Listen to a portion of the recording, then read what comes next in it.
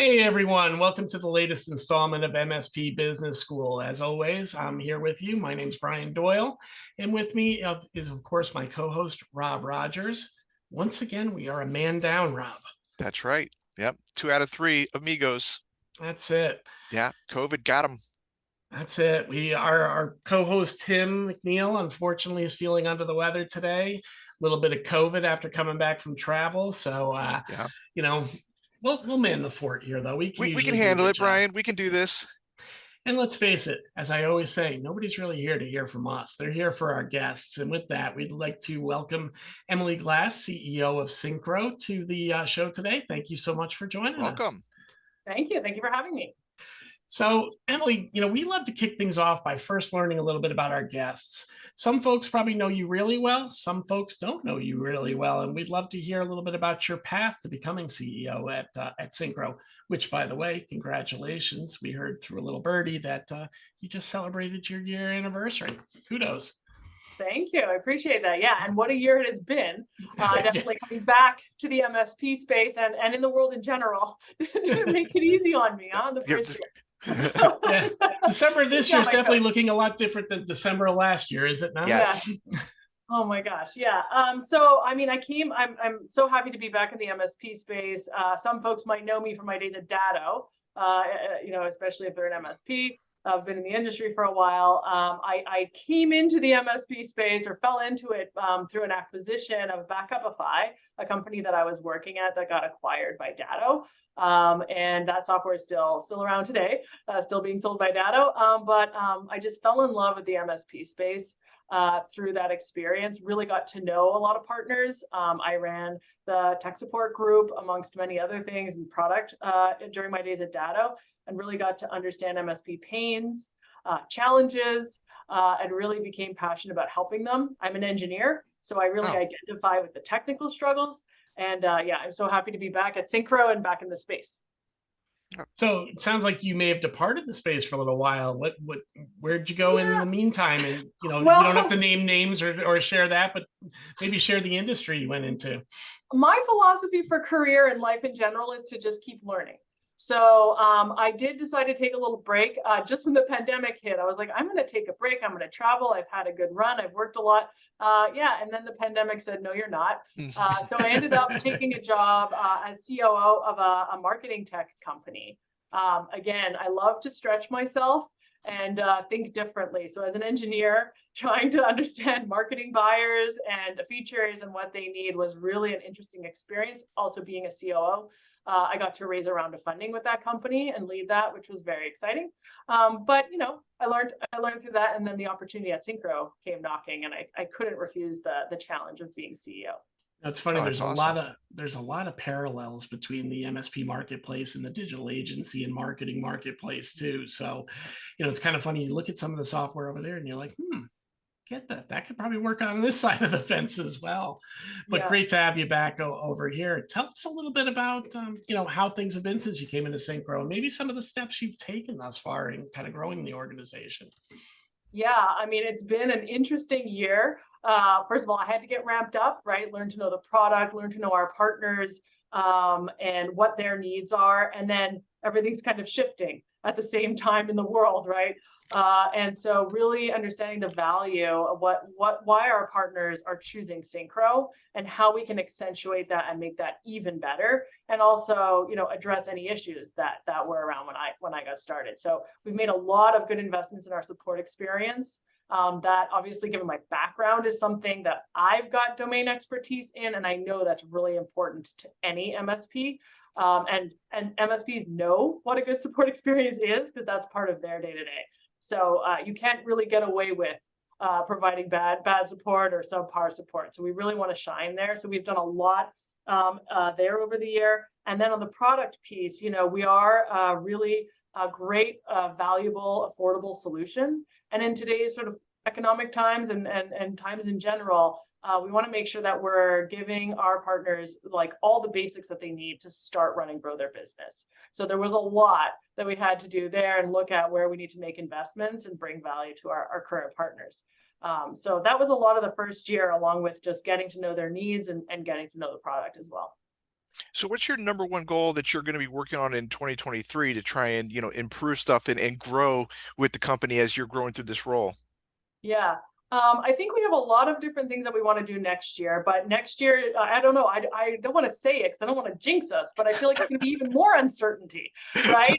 I think we are getting good as a people who are living through this time at coping with uncertainty, right? It's really hard to plan for the long term. So when you say next year, I think a lot of companies, MSPs, vendors in the space, people outside of the space are taking it, 3 to 6 months at a time, Yeah. right? And so we are really also thinking in those increments because there's so much changing and shifting. We want to really focus like on our core, and our core is, ticketing, communications with your customers, billing, making that super easy and accurate for an MSP, so they're not spending time doing that or losing valuable dollars. Making the service really reliable, so our partners aren't having to call us unnecessarily. We just are focused really on like efficiency, making it really seamless and easy, and being a good partner. So making the support experience that even that much better going into next year. So really a lot of like basics. And I think you'll see like our marketplace growing. We've added recently an integration with Acronis, and launched that to our partner base. And I think you'll see us provide more and more functionality. So it's really a curated place that our partners can go and get solutions for themselves or for their end customers really easily. Yeah, and you hit on something there really. Just to name a few. Yeah. And you hit on something there that's really true, though, right? The less friction you can cause your partners, the more communication, the better the experience is. They are going to help you grow right there. I mean, we certainly have heard some of the complaints people have in the industry with, certain PSA vendors, and I'll leave it at that. And, that really it not only hurts those that are experiencing those problems, but it really hurts those that are thinking about adopting those tools too. And that can be a huge opportunity. So, I know many of the niche software vendors, those that are not playing in the PSA space, are really focused on that customer experience part and making sure that things are very smooth and easy for those clients. So kudos to you that's a big part of your initiative as well. Yeah, thank you. And maybe going back to one of the other focuses of the first year and building on that point and even going into next year, figuring out how to really scale listening to partners. It's one of the things that I think Syncro has been known for. I was known for really early on, and maybe, as we've grown, or as any company grows, it becomes harder to really listen well and pick up all the signals and spend your time and energy doing that well, not getting carried away with lofty ideas or going down the wrong track or, getting motivated by other things. And so the last year and then going into next year, we're really focused on listening to our partners and trying to be a good partner to them. We want to be that company. We want to do the right thing. And I think we've gotten better at that this year. It was something I don't think we were that good at, when I got here, but I think we've gotten a lot better. And we'll continue to improve there as well. It's really core to us. Everyone at the company is so passionate about making MSP's lives better that it's not for lack of wanting, it's for lack of, being able to scale it and grow it. So we'll continue to work at that. See, one of the things that, I was looking at your website and I saw that there was a lot of family style pictures of all your employees, just like your employees are very prominent on your website, and it showed that it had a really good culture.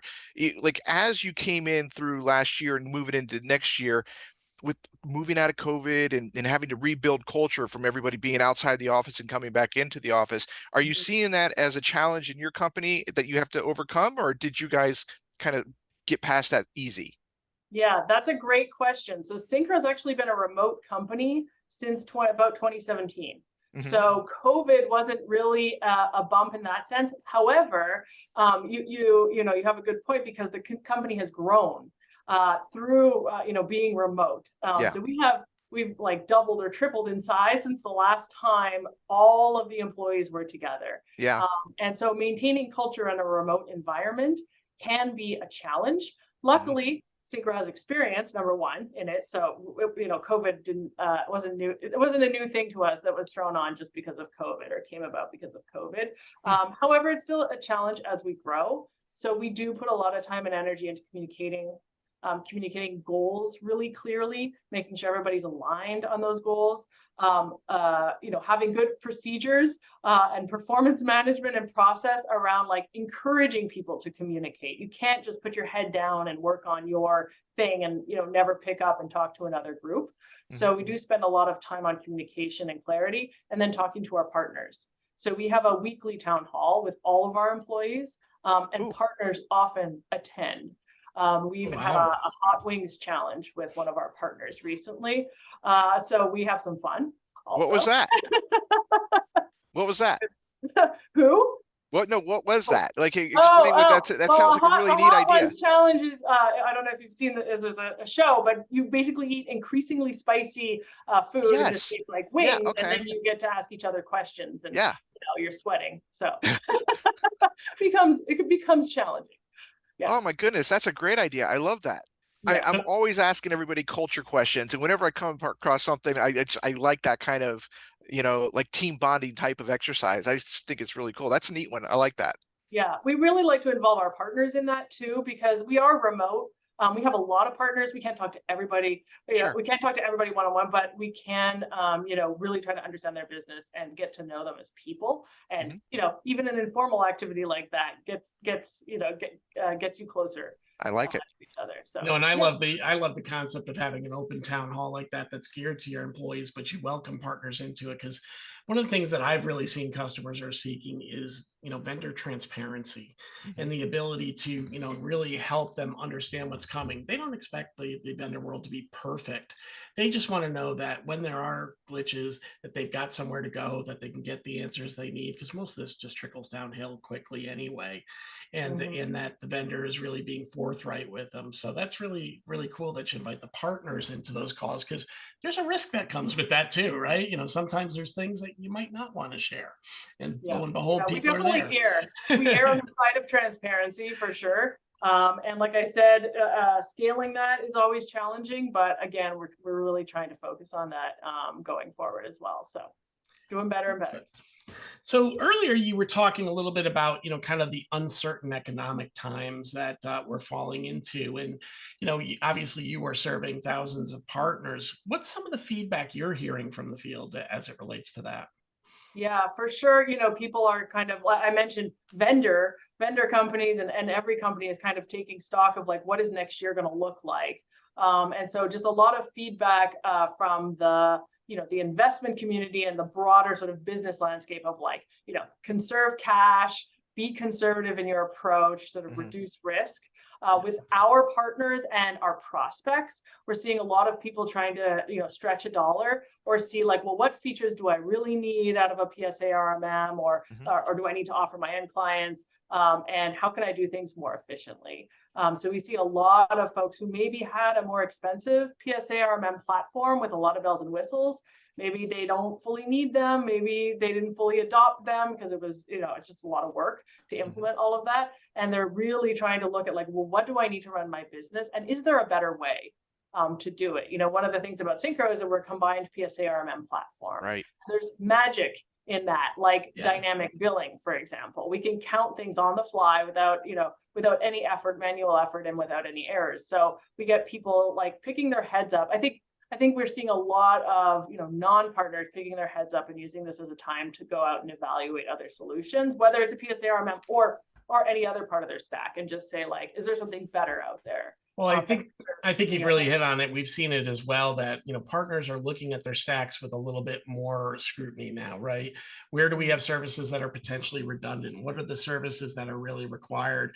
Because they're all looking at, hey, where can I potentially save without diminishing the customer experience by just whittling back on some of the things that we have, and some that we might not be utilizing to its fullest. So I think when you can find tools like yours, where there's a couple services that go hand in hand and also answer a problem like billing, that really is a compelling story to share, as they're looking at some of that vendor bloat that we all seem to accumulate over time. Okay, we all like shiny objects and tinkering with new tech, but then reality hits one day, and you look at all the things you accumulated and you have to, or hoarded maybe. Yeah, there are wonderful stories of great intentions out there in the marketplace when it comes to vendor software, right? We really wanted to do it, we just never got there. So yeah, I think we've heard similarly, a lot of those stories about economic times, but it really is just being smart and trying to reduce some of your risk because, I don't, while we're in a downturn, it could be a gully, it could be worse. We don't know that answer yet. And I think as we all prepare for it, people don't want to stop innovating and people don't want to stop growing in the process as well. Yeah. So. And then the other big trend too, we hit on Syncro being remote, but more and more MSPs have remote either employees or remote customers. And so we see a lot of conversation about like, well, how do I communicate the value of what I'm doing to my customer where I don't have that in-person meeting with them anymore? I have that conversation, that personal relationship. How can I communicate that in every interaction? Or how can I make every interaction the quality of that experience better, or show the value that I'm providing over time? So there's a lot of questions about like how to do that. Is that a report? Is that a QBR? Is that like the actual ticket itself, my brand, that kind of a thing. So having a lot more of those conversations. Probably a combination of all, right? Realistically, but it is true. And one of the beauties I think that really did come out of the COVID timeframe is everybody is now comfortable with this, a Zoom type, team type setting where there was still a lot of us that were not big fans of going on camera prior to that. So I think that's really opened the doors for the remote groups and bringing culture in, just as we were talking prior to this about all of our backdrops and we were admiring your new logo, that really, those kind of things are what come out in these conversations. People see what you live in back here, right? For whatever reason, I like blue light. Yeah, the new brand was definitely also a labor of love over the first year. We needed Syncro needed a new home that felt like it was something we could grow in and live in. The old one was nice, it served us well, but we needed something that kind of represented who we were today. And I know branding, for the engineers and tech folks is not maybe the most interesting topic, and a lot of our partners were like, why did you spend time on that? And I had to reassure them no engineering went into this logo. Yeah, We got the engineers far away. No engineering features held back so we can have a new logo. Features were harmed in the making of this logo. That's right. That actually sounds like a great post right there, right? But it does feel home, and it does, back to culture again. It is really important. I was reading, so we use Slack at Syncro all the time to communicate, and now we have new Slack emojis that have the new Syncro logo, and we have sparkle emoji and love emoji and cool, whatever. We make flavors of Octo 8, his name is 8. And I was like, there's got to be an article on this because it brings such joy to have Slack emojis, right? In your life. And I'm like, there has to be an article. And there in fact are articles about how the use of Slack emojis is reflective of the culture that you've created at your company. And I'm like, okay, so I'm not entirely. There you go. Yeah. So it does matter. It 100% matters. I totally agree with you. Job enjoyment, enjoyment of speaking with the clients. I totally agree. You spend a third of your life at work, right? And have fun, right? And that just makes your clients happier. Yeah. Well, I'm really lucky that a lot of the Syncro employees have a passion for, have a passion for MSPs, have either been an MSP, worked out one, owned one, that kind of thing, and really are passionate about the space. So we don't want for that passion at all. Good. Yeah. That's great. Perfect. So, some other topics we were talking about at, as we were getting ready today was a little bit about the M&A climate out in the marketplace. And, those that have listened to MSP Business School in the past, M&A is a great conversation that we've had with many, but we always love getting different perspectives on what you're seeing in the marketplace because we see so many changes regionally as well. There's obviously the national specter, the global specter, but even regionally, things can be different when it comes to that marketplace. So I'd be curious to see what you're seeing out there, Emily. Yeah, and I mean, it's a kind of a blessing and a curse of the MSP space that now the investment community has kind of discovered how attractive it can be. Right? They kind of knew about software, and then in the last few years, they've really the market's eyes have been open to sort of the MSP space in particular. We've seen a lot of activity in the space. I think it can work well. Or I've seen examples where it can work well, and I've seen examples where it doesn't go so well. But I think it also goes back to that uncertainty we were talking about, right? It does introduce a ton of uncertainty for the employees or for the customers when there is a transaction because they're not sure how the culture of the company is going to change, how the policies are going to change, what the new owner is going to do or not do. long-term with the product itself. So I think we've seen a lot of that this year in particular as well. And it just adds a level of unknown to that partnership that I think a lot of MSPs want to have with their vendors, right? They kind of want to know, like, I'm signing up here. This is a relationship I'm getting into, especially, Syncro's in the PSA RMM space. So that is a long-term relationship. And M&A can be quite disruptive to their concept of where that's going. So terrific. Yeah. It's wild, wild west out there right now. And those PE groups have definitely added a new dynamic into this. We've seen it, when we're talking to the end, everybody thinks there's a bigger pot of gold at the end, but you still have to be a good MSP to warrant that pot of gold. There's no doubt. Yeah, luckily I've worked with a lot of great leaders. I think the leadership kind of makes the difference in the outcomes there. How dedicated, how much are they? I don't want to say fight, because that makes it sound like there's a good side and a bad side, but how strong are they in their convictions around the culture or the mission of the company? And how are they going to sort of stand up and represent that in the face of maybe a challenge or just a difference of opinion versus, adopt some other direction. That is, I think, well, in my experience, what I've seen really make a difference in can they maintain the direction they were going in, or does it kind of change? Well, I think, Rob, you'd agree with this too, from your time with some of the peer groups that we do some work with. Leadership has matured as this industry has matured, probably at a faster pace as well. We're really seeing some strong leadership coming into the industry where, I'm old enough to say I started doing MSP in 2002. It was crazy back then, because most of us were probably barely equipped to actually run companies, much less be leaders in these companies and truly grow them. There's a lot of accidental entrepreneurs in this industry, but now we're seeing those entrepreneurs are self-identifying themselves. Should I be the leader, or should I bring in a strong leader to help grow this company? And should I be the face of the brand of the company, or the brand ambassador? And we're seeing a lot more of that going on as well. Yeah. Yeah, totally agree. I mean, it kind of flowed from operational maturity growth to sales maturity growth, and now we're seeing M&A maturity growth as people start to really understand where they want to go on this. It's a huge thing right now. It was when we were at IT Nation, Brian, they said that 25% of all MSPs are now over 30 people. And that was nowhere even close to that 10 years ago. It was all, just, 1, 2s, and 7s.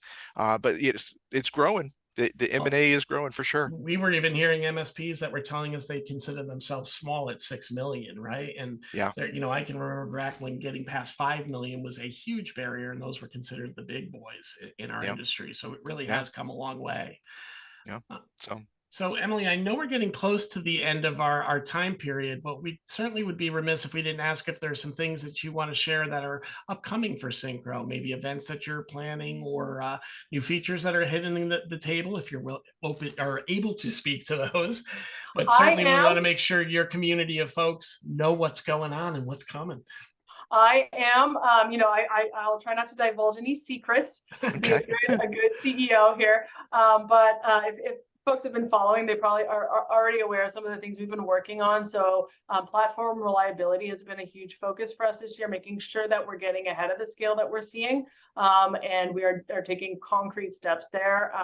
We're moving to a new cloud infrastructure, and we're wrapping that up this year. So that'll set us on a good path for 2023.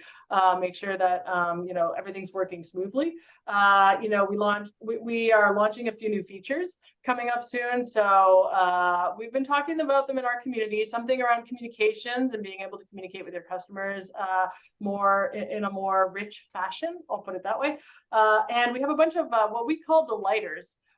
So we had a hackathon as part of our end of October internally, and we want to make sure we get out all of these little improvements that we came up with, the teams came up with during that process and before the end of the year. So there's a bunch of sort of little, not Easter eggs, but special updates around the product that we're trying to get out as well.